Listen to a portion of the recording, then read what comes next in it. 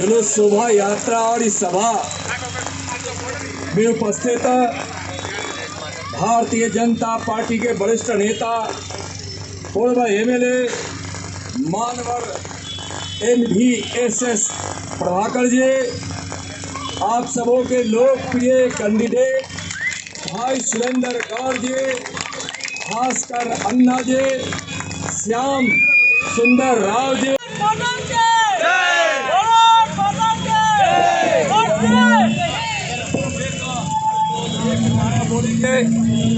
एक देशभक्ति की गीत है। अब तुम्हारे हवाले वतन साथियों, हम बोलेंगे कि अब तुम्हारे हवाले, आप बोलिएगा हैदराबाद साथियों।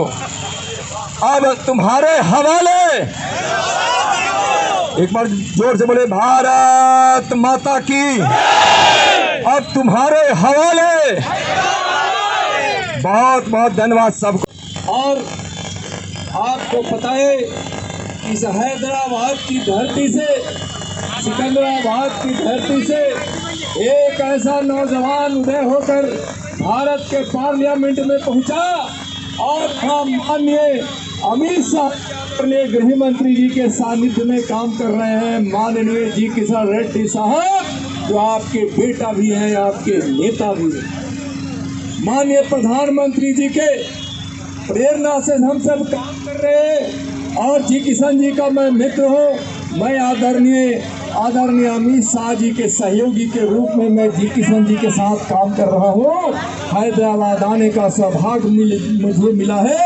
मैं आप सभी को मैं नमन करता हूँ और अभिनंदन करता हूँ। भाइयों है చెర్లపల్లిలో ఉన్నటువంటి యువతలో కార్తీయని మరి ఉడుకు రక్తం కాల మరి ఈరోజు మన ఆత్మ గౌరవానికి సంబంధించినటువంటి ఈ ఎన్నికల్లో ఖచ్చితంగా భారతీయ జనతా పార్టీ అభ్యర్థి అయినటువంటి సురేందర్ గౌడ్ని గెలిపించాలని చెప్పని కోరుకుంటూ, ఆగిపోయినటువంటి అభివృద్ధి కొనసాగాలంటే సురేందర్ గౌడ్తో బీజేపీ అభ్యర్థితో కమలంపు గుర్తుతోనే సాధ్యమవుతుందని చెప్పని మనవి చేసుకుంటూ, ఇప్పుడు పెద్దలు గౌరవనీయులు కేంద్ర హోంశాఖ సహాయ మంత్రి అయినటువంటి नित्यानंद राय यादव गारिनी माట్లాడవలసిందిగా కోరుతున్నా।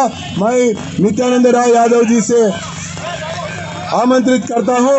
वे हैदराबाद हिंदुस्तान का हीरा है, हीरा है।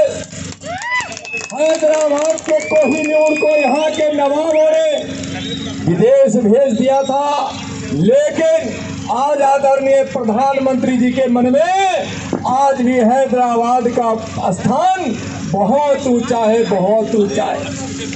हैदराबाद की धरती से चाहे केसीआर साहब हो, चाहे ओवैसी साहब हो, चाहे जो भी हिंदुस्तान को जो संदेश देना चाहते हैं परिवारवाद की व्यवस्था में, उसकी चादर में लिपट कर केसीआर साहब, ओवैसी जी, आपकी हरकतों से हैदराबाद, तेलंगाना, आंध्रा और पूरा देश स्वागत हो चुका है।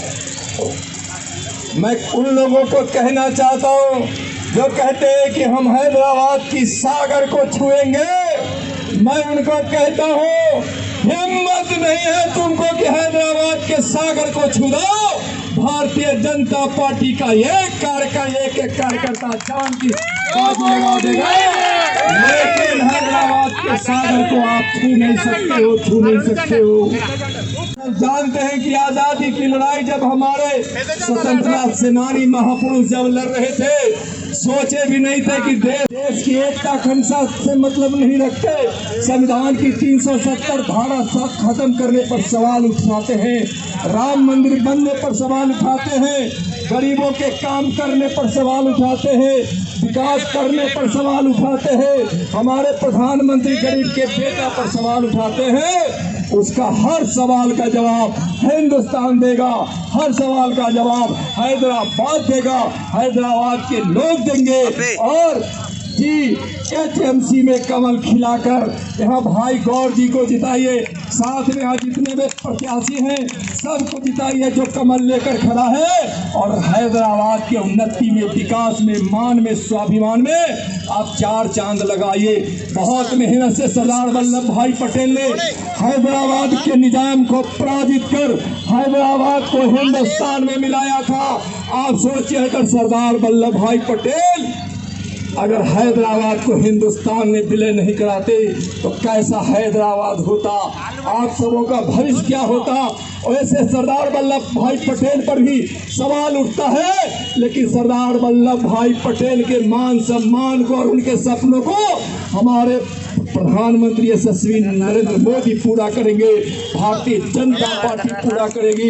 हैदराबाद सरदार पटेल का ऋणी है, सरदार पटेल का हिंदुस्तान ऋणी है, और आज सरदार पटेल के जसोगान के लिए भारतीय जनता पार्टी दिन रात आगे बढ़ती है। पाकिस्तान बनकर हिंदुस्तान से अलग हो जाएगा।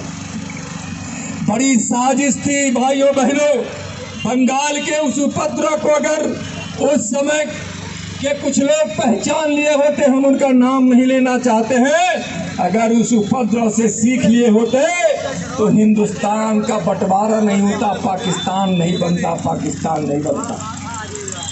लेकिन कुछ लोगों के पुरखे हिंदुस्तान को छोड़कर पाकिस्तान चले गए हैं और कुछ लोग यहाँ पाकिस्तान के सुर में सुर मिला रहे हैं। नरेंद्र मोदी की सत्ता है, नरेंद्र मोदी की सरकार है, जिससे भी सुर मिला लो, लेकिन हिंदुस्तान जिंदाबाद का सुर ही हिंदुस्तान की धरती पर गूंजेगा। हिंदुस्तान की धरती पर भाइयों बहनों, 70-72 साल आजादी के बीत जाने के बाद यहाँ के लोग, इस देश के कुछ ऐसे नेता जिसको हिंदुस्तान के लोगों ने नकार दिया है, सवाल करते हैं। सवाल कुछ भी कर लो, लेकिन नरेंद्र मोदी जी ने जो सेना के सम्मान में, गरीबों के कल्याण में और आगे ग्रेटर हैदराबाद म्युनिसिपल कॉरपोरेशन में आप जीत दीजिए, कमल खिला कर दीजिए। इस ग्रेटर हैदराबाद को विश्व स्तर का शहर बनाएंगे, IT हब बनाएंगे, इसको और दुनिया के सर्वोच्च IT हब में लाएंगे। यहाँ के बाढ़ पीड़ितों को हम पीड़ित नहीं रहने देंगे, उनको हम सहयोग की राशि देंगे और जरूरत पड़ने पर इस हैदराबाद के विकास के लिए जरूरत होगा हम सब करेंगे। इसलिए आपसे निवेदन है का काम नहीं किए। एक गरीब का बेटा नरेंद्र मोदी जब भारत के प्रधानमंत्री बनते हैं तो गरीबों के कल्याण के लिए दिन रात परिश्रम करते हैं। एक भागीरथ ने इस धरती को तृप्त करने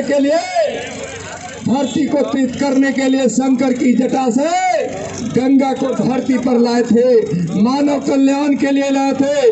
दूसरा भागीरथ हमारे यशस्वी प्रधानमंत्री आदरणीय नरेंद्र मोदी जी ने विकास की गंगा को जन जन तक पहुंचाया है। गरीब कल्याण योजनाओं से और गरीबों का और गांव का, शहर का विकास कर उन्होंने इस देश को, इस हैदराबाद को, तेलंगाना को विकास की ओर बढ़ाया है। के साथ सेना का सम्मान है, भारतीय जनता पार्टी के साथ न्याय है, भारतीय जनता पार्टी के साथ एकता और अखंडता को अलग जलाने का जज्बा है और हैदराबाद को दुनिया के सबसे अच्छा